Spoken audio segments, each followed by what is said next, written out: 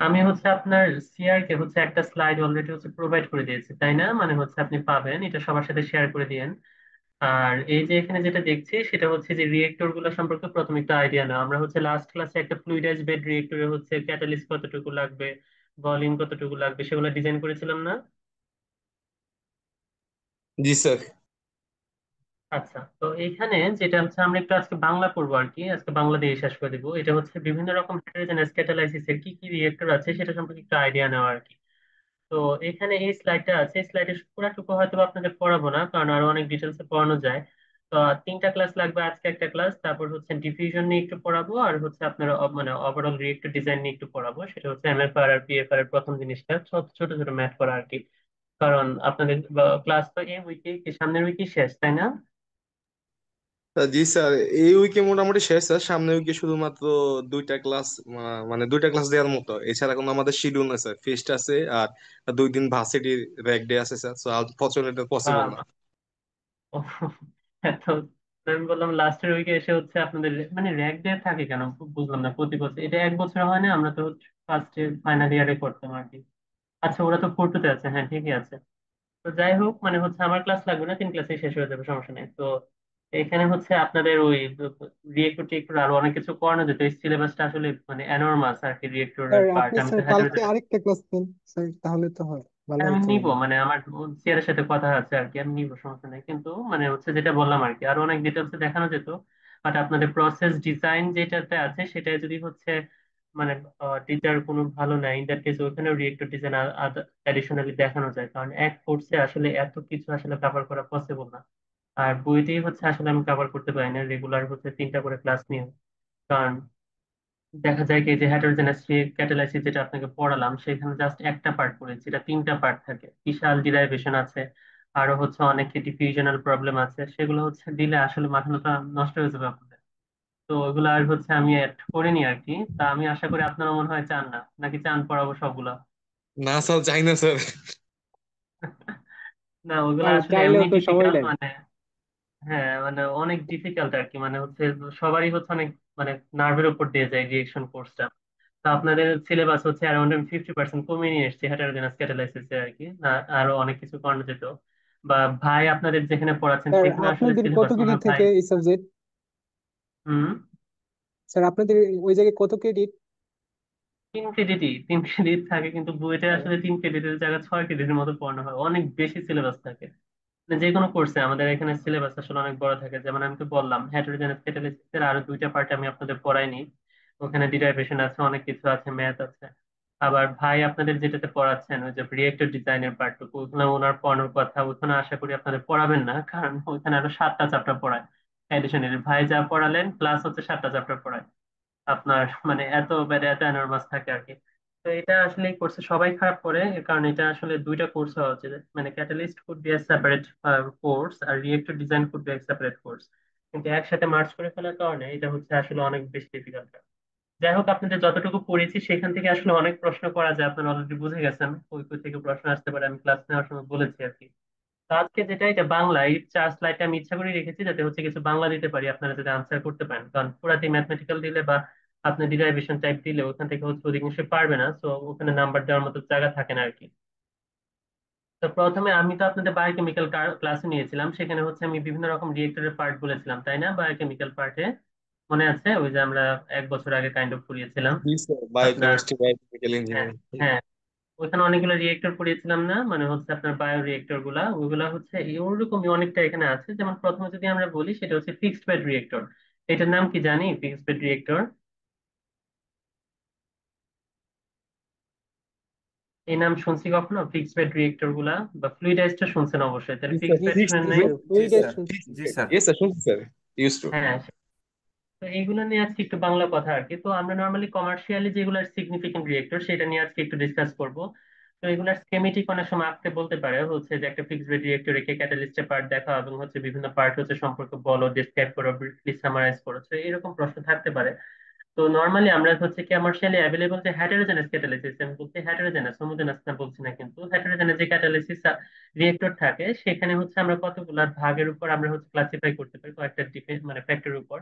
প্রথমে হচ্ছে এখানে হচ্ছে আমার কি থাকবে, ক্যাটালিস্ট পার্টিকেল গুলা ফিক্সড থাকবে, রিলেটিভ টু ওয়ান অ্যানাদার, মানে হচ্ছে সেখানে ক্যাটালিস্ট বেড গুলা হচ্ছে ফিক্স থাকবে, কিন্তু হচ্ছে ওখানে গ্যাস বা লিকুইড ক্যান পাস, কারণ অবশ্যই ওগুলো পাস করতে হবে, ভেলোসিটি থাকবে, বা ক্যাটালিস্ট বেড গুলো ফিক্স থাকবে। ওইটার উপর ভিত্তি করে আমরা তিন রকম ভাগ করি: fix bed, trickle bed are moving bed. এই তিন রকম ভাগ করতে পারি। যদি আমার হচ্ছে পার্টিকেল গুলা মুভ করতে থাকে, ক্যাটালিস্ট পার্টিকেল গুলা হচ্ছে মুভ করে, ওরকম যদি হয়, সেই রকমকে আমরা বলি ফ্লুইডাইজ বেড আর স্লারি রিয়েক্টর। মানে হচ্ছে আমরা পাঁচটা রিয়েক্টর সম্পর্কে আজকে বললাম, সেটা হচ্ছে আমার কি, যদি আমার যেখানে ক্যাটালিস্ট গুলা ফিক্স থাকে relative to the gaseous or liquid system or flow system, we can classify the reactor into fixed bed reactor, trickle bed reactor and moving bed reactor. আর তারপর যদি হচ্ছে যেখানে পার্টিকেল গুলো মুভ করে, ক্যাটালিস্টও মুভ করে, in that case we can classify it as a fluidized bed reactor or slurry reactor. তারপর হচ্ছে যেমন এক্সাম্পল হচ্ছে আমরা যদি বলি ফিক্সড বেড নিয়ে যদি আমরা কথাবার্তা শুরু করি, ফিক্সড বেড হচ্ছে খুবই কমন একটা রিয়েক্টর আর কি। তো এখানে একটা ছবি নাই, বাট হচ্ছে you can search online, suppose like fixed bed reactors, search. এই যে নর্মালি হচ্ছে যেরকম থাকে, যে এরকম ক্যাটালিস্ট গুলো হচ্ছে আপনার এখানে যে ছবি দেখছি, গুগলে হচ্ছে thousands of particles and others আছে। তো এখানে হচ্ছে একটা ব্যাড হচ্ছে আপনার ফিক্স থাকবে, এর উপর দিয়ে গ্যাস এন্ড লিকুইড পাস করবে। তো এটা হচ্ছে kind of distillation column type আর কি, মানে হচ্ছে প্লেট গুলার উপর হচ্ছে ক্যাটালিস্ট দিয়ে আমরা আবদ্ধ রাখলাম, ওরকম যদি হয় সেটাই হচ্ছে আপনার ফিক্সড বেড রিয়েক্টর আর কি। তো আপনার যদি সার্চ দিয়ে এখানে বিভিন্ন রকম হচ্ছে রিয়েক্টর ডিজাইনের হচ্ছে দেওয়া আছে, এই যে এরকম। তো হচ্ছে টিপিক্যাল রিয়েক্টর, এখানে হচ্ছে বিভিন্ন প্লেট গুলার উপর হচ্ছে আপনার কি থাকবে, ক্যাটালিস্ট গুলা হচ্ছে হচ্ছে ব্যাড আকারে সাজানো থাকবে। নিচ দিয়ে গ্যাস পাস করলাম বা লিকুইড পাস করলাম, ক্যাটালিস্ট সার্ফেসে রিয়েক্ট হলো, দেন হচ্ছে আমার প্রোডাক্ট উপর দিয়ে বেরিয়ে গেল। কাইন্ড অফ হচ্ছে এরকম টাইপ আর কি। তো এটা আমরা প্যাকড বেড রিয়েক্টর বলি, যেটার কথা বললাম। ফিক্সড বেড আর প্যাকড বেড আসলে একই জিনিসই আর কি, পার্টিকেল হচ্ছে পড়াবে। তো এটা সবচেয়ে বেশি যদি আমরা কোনো রিয়েক্টর ইন্ডাস্ট্রি গুলোতে ইউজ করি, সেটা হচ্ছে আপনার দেখবেন প্যাকড বেড রিয়েক্টর গুলো প্রায় মোটামুটি সব ধরনের ইন্ডাস্ট্রিতে হচ্ছে এটা আছে। যেমন অ্যামোনিয়া সিনথেসিস সবচেয়ে কমন ফার্টিলাইজার ইন্ডাস্ট্রি গুলোতে, সেখানে হচ্ছে অ্যামোনিয়ার যে হচ্ছে রিয়েক্টর থাকে, অ্যামোনিয়া সিনথেসিস রিয়েক্টর, সেখানে হচ্ছে আমার ফিক্সড বেড রিয়েক্টর এটা। স্যার এই বেডে, রিয়েক্টর বেডে তো কোনো মোটর বা ইম্পেলার এগুলো থাকে না, না? বুঝি না মানে কি, জোরে বলেন। মানে স্যার এই রিয়েক্টরে, এই যে অন্য সব রিয়েক্টরের মতো মোটর ইম্পেলার এগুলো এগুলো তো থাকে না নাকি? না, এখানে এটা ফিক্সড বেড, এখানে শুধুই ক্যাটালিস্ট বেড থাকবে আর কোনো কিছুই না। নিচে হচ্ছে মোটরস এন্ড আদার্স ওগুলো থাকতে পারে, ডিফিউজার থাকতে পারে, কারণ ওগুলো গ্যাস এন্ড লিকুইড ডিসপার্স করার জন্য ইউজ করা যেতে পারে। ওইটা হচ্ছে জি স্যার। ক্যাটালিস্টের সাথে হচ্ছে রিলেটেড থাকবে না। তো এখানে অনেক এক্সাম্পল আছে, আপনার যদি সার্চ দেন ইন্টারনেটে, দেন হচ্ছে you will get thousands of pictorial description of the fixed bed reactor, animation পাবেন, হাউ ইট ওয়ার্কস। তো এগুলো থাকে, এগুলো হচ্ছে ডিজাইনও আপনাদের পড়াবে, পার্টিকেল টেকনোলজিতে ফিক্সড বেড ডিজাইনিং হচ্ছে পড়াবে। Ammonia synthesis, sulphuric acid production, nitric acid production, সবচেয়ে কোর যে কেমিক্যাল গুলো আছে সবগুলাতেই হচ্ছে রিয়েক্টর গুলো অ্যাকচুয়ালি ফিক্সড বেড রিয়েক্টর হয়, ক্যাটালিস্ট থাকে। তো এখানে কনফিগারেশনের কথা কি বললাম, একটা ফিক্সড বেড একটা সিঙ্গেল লার্জ বেড থাকতে পারে, মানে পুরাটাই হচ্ছে একটা সিঙ্গেল বেড থাকতে পারে, অথবা মাল্টিপল হরিজন্টাল বেড থাকতে পারে, যেমন ডিস্টিলেশন কলামের মতো প্রত্যেকটা প্লেটের উপর একটা থিকনেসের হচ্ছে আপনার ক্যাটালিস্ট সাপোর্ট করে দেওয়া থাকতে পারে। স্ট্রে এর মধ্যে আপনার স্ট্যাক আকারে হচ্ছে সাজানো থাকতে পারে, বা হচ্ছে দেখা যেতে পারে মাল্টিপল প্যারালাল টিউব। একটু আগে যে ছবিটা দেখালাম, টিউবের মধ্যে ক্যাটালিস্ট থাকে, যেমন এটা হচ্ছে আপনার অ্যামোনিয়া সিনথেসিস প্ল্যান্টে থাকে পিএফআর। আপনার হচ্ছে যে প্রাইমারি রিয়েক্টর যেটা থাকে, প্রাইমারি রিয়েক্টর পিএফআর এর মধ্যে হচ্ছে ওরকম থাকে, টিউব থাকে থাউজেন্ডস অফ টিউব। আপনার টিউবের মধ্যে হচ্ছে ব্যাড ইয়ে থাকে, আপনার হচ্ছে ওই ক্যাটালিস্ট গুলো ভরা থাকে, এবং ওই টিউবের ভিতর দিয়ে হচ্ছে গ্যাস গুলো পাস করে, স্টিম রিফর্মিং রিয়েক্টর যেখানে হয়, রিফর্মার গুলো। তো এখানে এভাবে থাকতে পারে, অথবা মাল্টিপল বেড থাকতে পারে, প্রত্যেকটা আলাদা আলাদা শেল থাকতে পারে, মানে হচ্ছে এনক্লোজড আকারে আর কি। তো বিভিন্ন রকম কনফিগারেশন আসলে পাওয়া যায় ফিক্সড বেডের। আমরা যদি অ্যাডভান্টেজের কথা বলি, আমি তো বললাম এটা হচ্ছে সবচেয়ে ওয়াইডলি অ্যাভেলেবল হচ্ছে আপনার রিয়েক্টর। তো এখানে হচ্ছে খুবই সিম্পল, এটার cost construction and maintenance actually খুবই কম হয়, কারণ এখানে ফ্লো সিস্টেম, মানে হচ্ছে আপনার ক্যাটালিস্ট গুলো হচ্ছে ফিক্সড আকারে থাকে, তো এইটাতে ফ্লো দিতে হয় না। তো এখানে এর জন্য হচ্ছে আপনার এখানে ঝামেলা কম। তারপর বললাম এই যে হচ্ছে আমার ক্যাটালিস্ট, এখানে সেপারেশনের কোনো প্রবলেম নেই, তাই না? কারণ হচ্ছে লিকুইড বা ভ্যাপর নিচ দিয়ে পাস করবো, রিয়েক্ট করবে, তারপরে হচ্ছে চলে যাবে। ভ্যাপর পাস করে আমরা নিচ থেকে উপরে, আর লিকুইড পাস করতে হবে কোন দিক দিয়ে বলেন তো?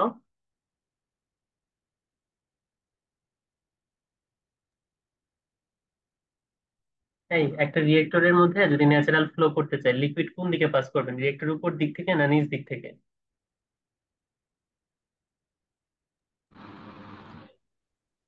উপর দিক থেকে স্যার।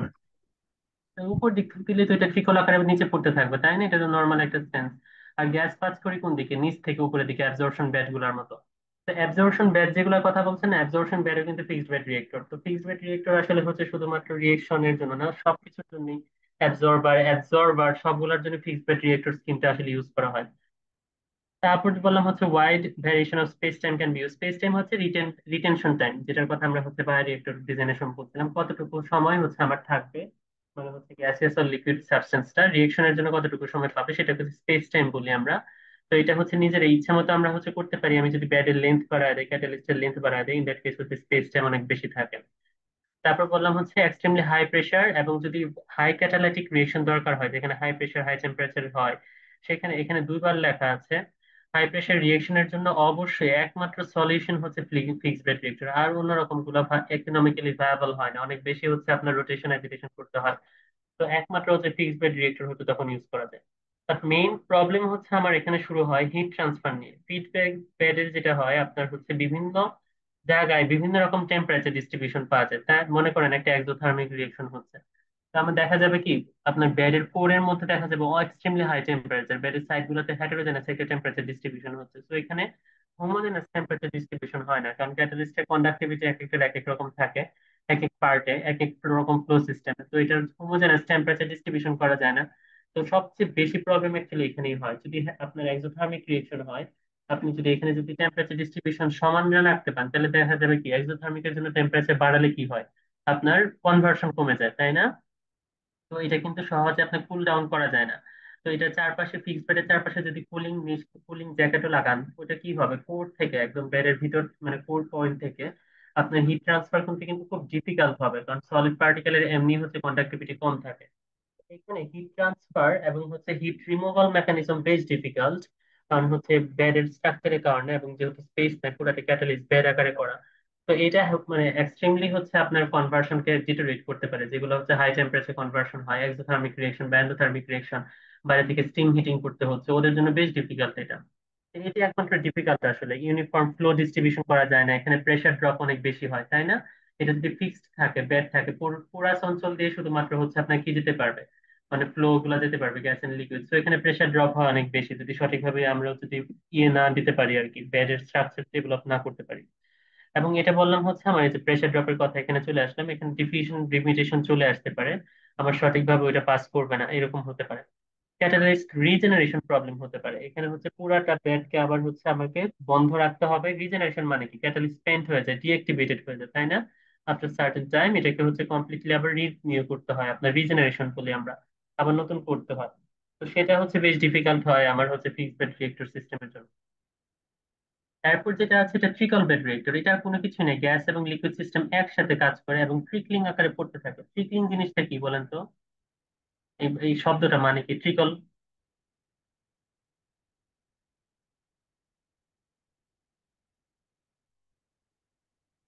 ট্রিকল মানে কি, গড়িয়ে গড়িয়ে পড়া, মানে হচ্ছে আমার গা থেকে গোসল করে আসার পর থেকে পরে গা থেকে গড়িয়ে গড়িয়ে হচ্ছে পানি ড্রপলেট পড়ে না? একটা আঁকা বাঁকা শেপ স্যার। হুম, কি? একটা আঁকা বাঁকা শেপ স্যার। আঁকা বাঁকা শেপ না, এটা ব্যাট গুলো আচ্ছা ওভাবে জি স্যার, সাজানো থাকে, চুয়ে চুয়ে ট্রিকল। পড়া এরকম স্যার, জি হ্যাঁ, স্যার। চুয়ে চুয়ে পড়া, সেটাই ট্রিকল মানে হচ্ছে ওভাবে পড়া। তো ওই রিয়েক্টরটা ডিজাইন করা বেসিক্যালি ওরকম ভাবে আমার ক্যাটালিস্ট গুলার মানে এভাবে রাখা যাতে এখানে কি হয় ভয়েডেস হবে, এখানে যেমন যেমন জিগজ্যাগ ভয়েডেস করে আমরা দিয়েছি। তো উপর থেকে লিকুইড এন্ড গ্যাস যদি হয়, এটা হচ্ছে এরকম জিগজ্যাগ ভয়েড পাস করে করে করে নামে। নামলে যেটা হয় এটা কন্টাক্ট এরিয়া অনেক বেড়ে যায় আপনার রিয়েক্টেন্ট গুলার মধ্যে, ও গড়িয়ে গড়িয়ে বারবার ক্যাটালিস্ট সারফেসে গড়িয়ে গড়িয়ে গড়িয়ে গড়িয়ে পড়ছে। ইন্টারনাল ডিফিউশন, আমরা ইন্টারনাল ডিফিউশন সম্পর্কে পড়েছি তাই না, এখানে এক্সটার্নাল ডিফিউশনটা হচ্ছে লিমিটেশন বন্ধ করে দেয়, সারফেস এরিয়া বাড়ায়, এবং হচ্ছে ইটস কম্পারেটিভলি হচ্ছে বেটার দেন আমার ফিক্সড বেড রিয়েক্টর, কারণ এখানে হচ্ছে কন্টাক্ট টাইম অনেক বেশি থাকে। তো ট্রিকল বেড নামই আসছে আসলে ওই রকম থেকে। তো এখানে কোথায় ইউজ করা হয়, হাইড্রো ডিসালফারাইজেশন, হাইড্রো ক্র্যাকিং, যেমন রিফাইনারিতে হাইড্রো ক্র্যাকিং করা হয়, যেখানে হচ্ছে আপনার লিকুইড পেট্রোলিয়ামকে হচ্ছে আমরা কি করি, স্টিমের সাথে হচ্ছে হাইড্রো ক্র্যাকিং করি, মানে হচ্ছে আপনার কার্বন চেইনকে কমিয়ে নিয়ে আসে আর কি। মানে আপনার কার্বন 55 কে দেখা যায় হচ্ছে ভেঙে হাইড্রো ক্র্যাকিং করে হচ্ছে আপনার বা হাইড্রো ট্রিটিং করে আমরা নিয়ে আসি হচ্ছে C12 নিয়ে আসি, C11 নিয়ে আসি, কেরোসিন পেট্রোল ওরকম ভাগে ভাগ করে নিয়ে আসি। তো ওইগুলাতে ট্রিকল পেট্রোল নর্মালি করা হয়, যে petroleum high high boiling point পেট্রোলিয়ামের জন্য। অ্যাডভান্টেজ গুলা কি কি বললাম, এটা হচ্ছে আমরা কি বললাম যার এটা ফিক্সড পেটের একটা অল্টারনেটিভ পার্ট আর কি, এটা হচ্ছে একটু মডিফাইড ভার্সন আর কি। তো এখানে হচ্ছে দেখা যায় আবার কম্পারেটিভলি কি হয়, ডাইরেক্ট ক্যাপিটাল ইনভেস্টমেন্ট কম্পারেটিভলি কম থাকে যদি হচ্ছে ট্রিকল বেডে। তারপর হচ্ছে আমরা কি, এটা হচ্ছে আপনার ফিড স্টক যেগুলো হাই বয়লিং পয়েন্ট এবং হচ্ছে স্প্রেড ভ্যাপর অপারেশনের জন্য আনডিজারেবল সাইড রিয়েকশন হতে পারে, ওদের জন্য একমাত্র এই রিয়েক্টরই হচ্ছে ইউজ করা যাবে, ট্রিকল বেড। এই লাইনটা খুবই ইম্পর্ট্যান্ট হচ্ছে আপনার মানে দিয়ে রাখবেন, এটা কোন ধরনের সিস্টেমের জন্য, যাদের জন্য হাই বয়লিং পয়েন্ট, যাদের অনেক হাই টেম্পারেচার লাগে আপনার ভ্যাপোরাইজড হতে, এবং স্ট্রেট ভ্যাপর অপারেশন যেখানে হচ্ছে আপনার হাই বয়লিং পয়েন্ট, এটা ভ্যাপরকে পেজে চলে গেলে এক্সেসিভ আনডিজারেবল সাইড রিয়েকশন হতে পারে।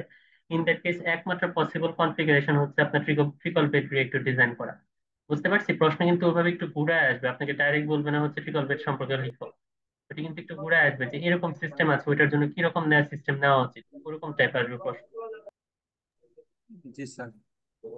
আচ্ছা আচ্ছা।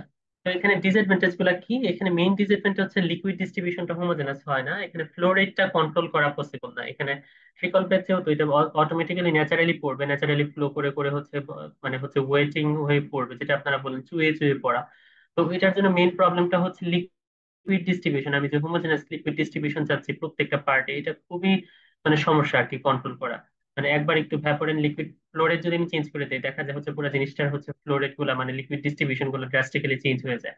তো এইটা একমাত্র এখানে প্রবলেম। তারপর যেটা বললাম, এটা এক্সটার্নাল ম্যাস ট্রান্সফার সিগনিফিকেন্ট হতে পারে। এটা এই জিনিসটা সম্পর্কে আমরা জানি তাই না, আমরা রিয়েকশন সিস্টেম করে এসেছিলাম যে এক্সটার্নাল ডিফিউশন ব্যারিয়ার যেটা, সেটা হচ্ছে এখানে সিগনিফিকেন্ট হতে পারে আর কি। এরপর যদি যাই, এটা খুবই কমন একটা রিয়েক্টর আপনার রিফাইনারি গুলাতে, মানে হচ্ছে এখানে কি হয় আপনার নর্মালি যখন হাইড্রো ক্র্যাকিং করি, ওটা বললাম তো যে পেট্রোলিয়ামকে আপনার স্টিম দিয়ে আপনার ছোট ছোট পার্টে কার্বন চেইনকে ছোট ভাগে ভাগ করে নিয়ে আসা। তো ওইখানে আমরা যে হচ্ছে আমরা নর্মালি জিওলাইট ক্যাটালিস্ট ইউজ করি, আমরা প্রথম ক্লাসগুলোতে বলছিলাম, একটা চার্টে হচ্ছে বলছিলাম ওই জিনিসগুলো। জিওলাইটে দেখা যায় ড্রাস্টিক্যালি আপনার কার্বন শুট করে, মানে এটা যেহেতু হচ্ছে হাই পেট্রোলিয়াম, ইনস্ট্যান্টেনিয়াস দেখা যায় আপনার কার্বন পার্টিকেল গুলো ওখানে ডিপোজিটেড হয় ক্যাটালিস্টে, তো ক্যাটালিস্টের পোর গুলা ব্লক হয়ে যায়, ক্যাটালিস্ট ডিঅ্যাক্টিভেটেড হয়ে যায়। তো এটার জন্য দেখা যায় এটাকে আপনার স্প্যাঞ্চ ক্যাটালিস্ট বলি আমরা তখন, যেটা হচ্ছে আপনার অলরেডি ইউজড হয়ে গেল। তো এটা খুব র্যাপিড হয়, মানে দেখা যায় উইদিন 1 মিনিটের মধ্যে হচ্ছে পুরো ব্যাটটা আমার রিয়েক্টরটা হচ্ছে আপনার ডিঅ্যাক্টিভেটেড হয়ে গেছে। তো এটা আবার রিজেনারেশন করতে হবে, এখন ওরকম সিস্টেমকে কিভাবে রিজেনারেশন করা যায়, কিভাবে ওই যে কার্বন পার্টিকেল গুলো যেগুলো ডিপোজিটেড হলো আমার ক্যাটালিস্ট বেডে, সেটা হচ্ছে কিভাবে আপনি দূর করবেন বলেন তো, কি করা যায়?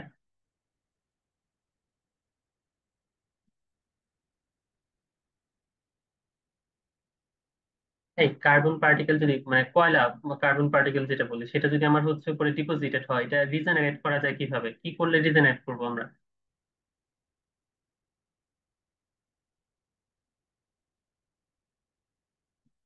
বার্নিং করলে হয় না, কার্বন ডাইঅক্সাইড কার্বনকে যদি হচ্ছে আপনি এয়ারে সহজে বার্নিং করেন, হিট দেন, ওটা কি কিসে কনভার্ট হবে?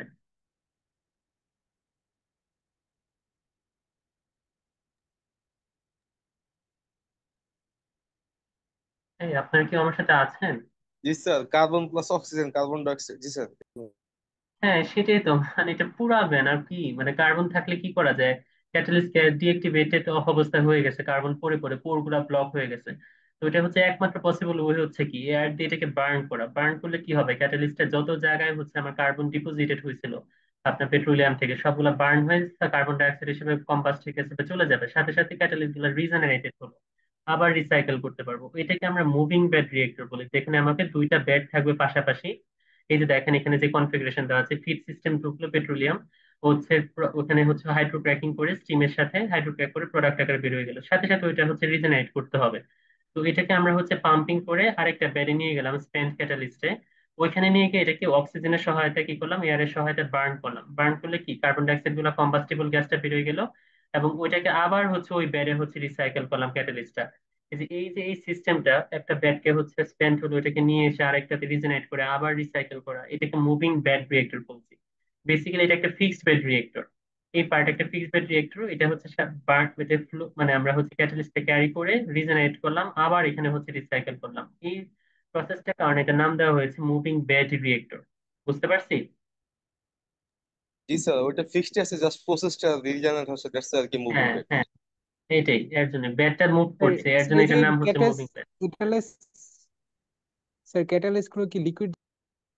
এই জিও লাইট কি লিকুইড? আমরা প্রথম ক্লাসে দেখালাম তো জিও স্যার লাইট পাম্প কিরকম না না দেখতে। Sir, sir pump, sir pump করে নেওয়া হয় তো এই জন্য পাম্পিং তো না, এটা যেটা হবে বলতেছি। কনভেয়র দিয়ে আর কি বেসিক্যালি। তো মানে আপনার যেটা হয়, আপনার এখানে কনভেয়র দিয়ে আপনার নিচের পার্টটা খুলে দিবে, ব্যাটের রিয়েক্টরের ব্যাটটাকে যদি আমি খুলে দেই, এটা কিন্তু হচ্ছে পড়ে যাবে, আবার হচ্ছে কনভেয়র বেল্ট দিয়ে উপরে পাস করা। আদারওয়াইজ যেটা করি আসলে আমরা ইন্ডাস্ট্রিতে পরপর দুইটা এরকম ব্যাট থাকে, একটাতে ফিড আচ্ছা দিলাম, আচ্ছা। দেওয়ার পরে কি হলো, এটা হচ্ছে স্পেন্ট হয়ে গেল, সাথে সাথে ফিডের আপনার বাল্বিংটা আরেকটা বেটে দিলাম যেটা রিজেনারেটেড অবস্থায় আছে। জি স্যার। আর যেটা স্পেন্ট হলো সেখানে হচ্ছে আমরা এয়ার দিয়ে বার্ন করলাম, তো ওটা আবার হচ্ছে রিজেনারেটেড হলো, আবার ফিডের বাল্ব আপনার হচ্ছে ওখানে হ্যাঁ হ্যাঁ। কানেক্ট করলাম। এইভাবে হচ্ছে সিস্টেমটা কাজ করে, বুঝতে পারলেন? ক্যারি না করেও করা যায়।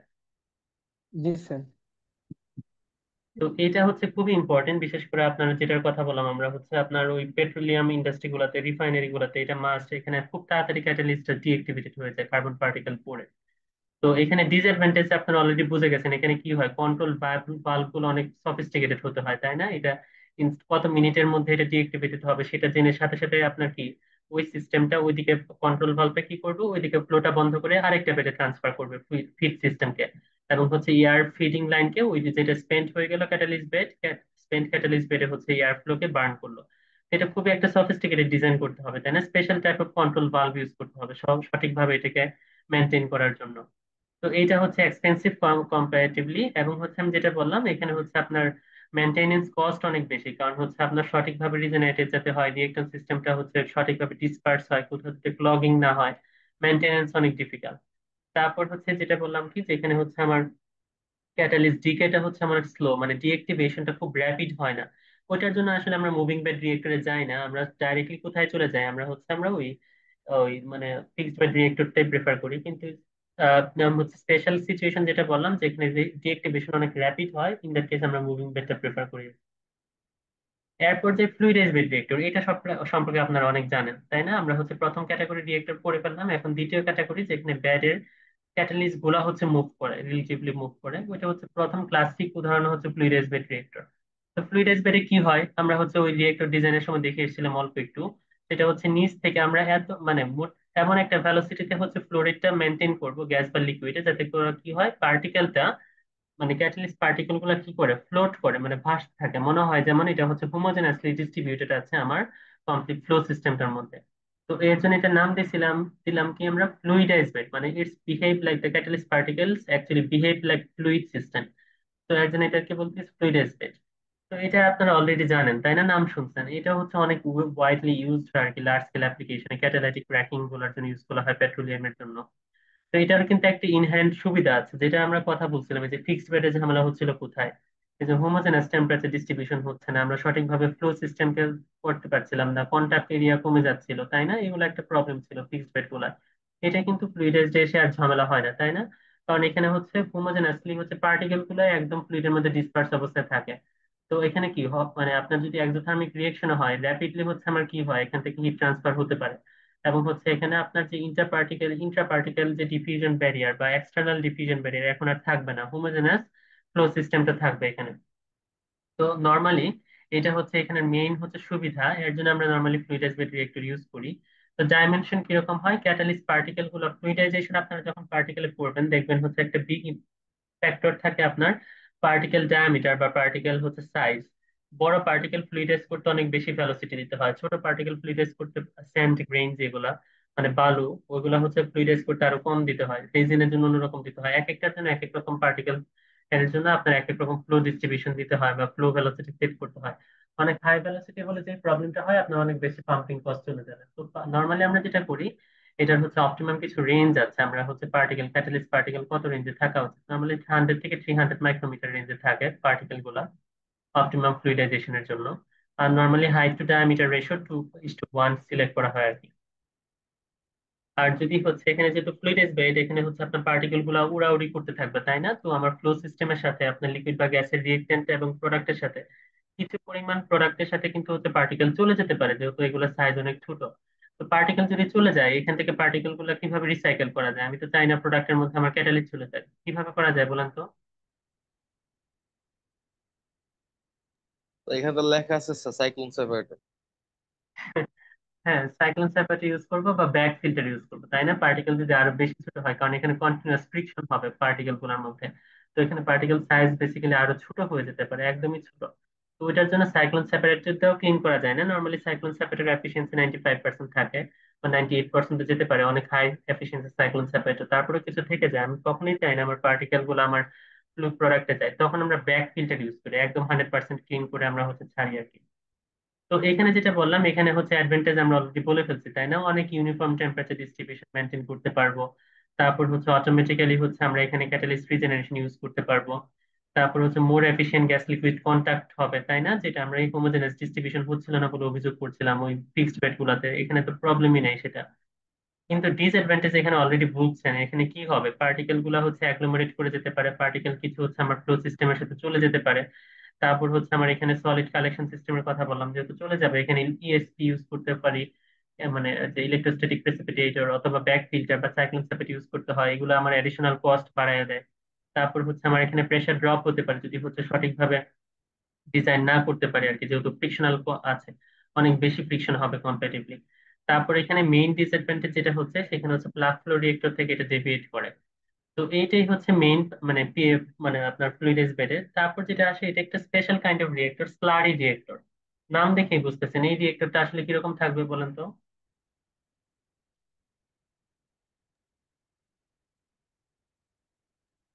স্যার বেস রিয়েক্টরের মতো?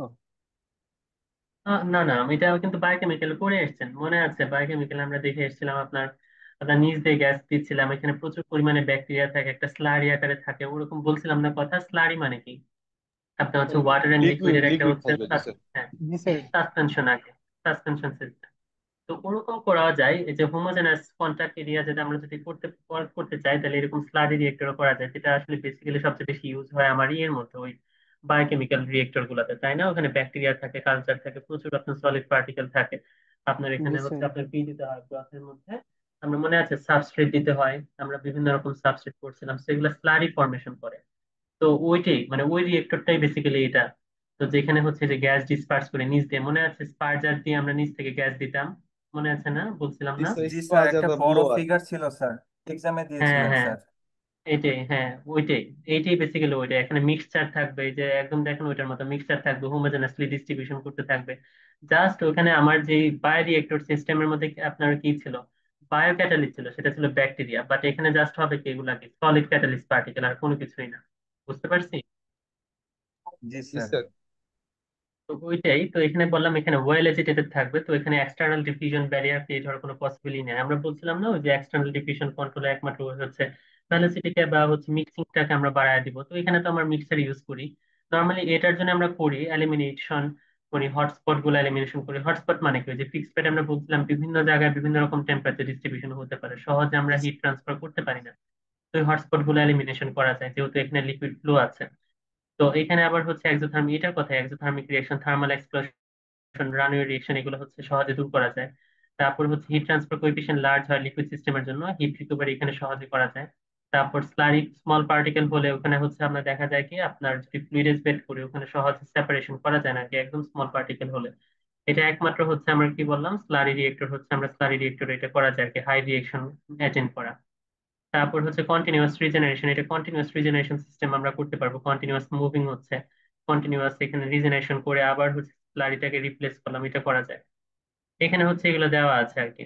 তবে মেইন ডিসএডভান্টেজ গুলা কি, এখানে সলিউবলাইজেশন হয়ে যেতে পারে। এখানে মেইন প্রবলেম ক্যাটালিস্ট যদি আপনার সলিউবল হয়ে যায় তখনই কিন্তু প্রবলেম তাই না, লিকুইডের মধ্যে ডিজলভ হয়ে যাবে। তো এটা সবচেয়ে বেশি সমস্যা আর কি, আনসার্টেনটিস। তারপর এখানে যদি আবার হয়, এই যে প্রবলেম, সেটা আসলে একটু ভুল, প্রবলেমস হয়ে গেছে, পিটা মিসিং হয়ে গেছে, প্রবলেমস হবে। Problems of developing mechanical design that will not plug, এখানে আসলে পাম্প থাকবে তাই না, কন্টিনিউয়াস ফ্লো সিস্টেম করার জন্য পাম্প সিস্টেম করতে হয়, তো ওখানে সলিড থাকলে পাম্পে ক্লগ হয়ে যেতে পারে। তো এখানে একটু বেশি মানে আপনার চিন্তা ভাবনা করে, এটা সফিস্টিকেটেড ডিজাইন, এগুলো আসলে এগুলোর জন্য কস্ট আসলে কম্পারেটিভলি বেশি হয়। তারপর লিকুইড এবং the ratio of the liquid to catalysis much greater than trickle bed. Trickle বেডের এটা আরেকটু আপডেটেড ভার্সন, ট্রিকল বেডে সলিড বেশি থাকে লিকুইড কম, বাট এখানে লিকুইড বেশি সলিড কম। তো the relative rate of undesirable homogeneous liquid reaction may be greater in the slurry reactor, যেটা আমরা কথা বললাম। ট্রিকল বেড আমরা নিয়েছিলাম কি এর জন্য, আপনারা হোমোজেনাস হলে ওখানে যেটা আনডিজারেবল সাইড রিয়েকশন কম হয়, বাট এখানে ডিসঅ্যাডভান্টেজ এখানে এটা বেশি হয়ে যেতে পারে, যেহেতু লিকুইড রেশিও অনেক বেশি আর কি। তো আজকে এই পর্যন্ত, নেক্সট ক্লাসে আমরা ডিফিউশন নিয়ে একটু পড়বো, এই যে অর্ডিনারি ডিফিউশন গুলা, আর রিয়েক্টর ডিজাইন নিয়ে আর একটু পড়বো। এখান থেকে কিন্তু আমি প্রশ্ন দিব হচ্ছে বাংলা কিছু দেওয়ার জন্য, বুঝতে পারছেন, যাতে করে আপনারা লিখতে পারেন। ঠিক আছে। জি স্যার, থ্যাংক ইউ। আসসালামু অ্যাটেন্ডেন্সের আলাইকুম। যে অবস্থা, আজকে কি সবাইকে অ্যাটেন্ডেন্স দিয়ে দিব নাকি? স্যার মানে হেভি বৃষ্টি ছিল তো স্যার, মেবি দ্যাটস আর কি কানেক্ট করতে পাই নাই, বাট ইন্টেনশন পজিটিভ ছিল স্যার। আচ্ছা ঠিক আছে, তাহলে আজকে সবাইকে অ্যাটেন্ডেন্স দিয়ে দিচ্ছি। আচ্ছা, ওকে, থ্যাংক ইউ স্যার। আসসালামু ওকে আলাইকুম। ঠিক আছে। আল্লাহ হাফেজ।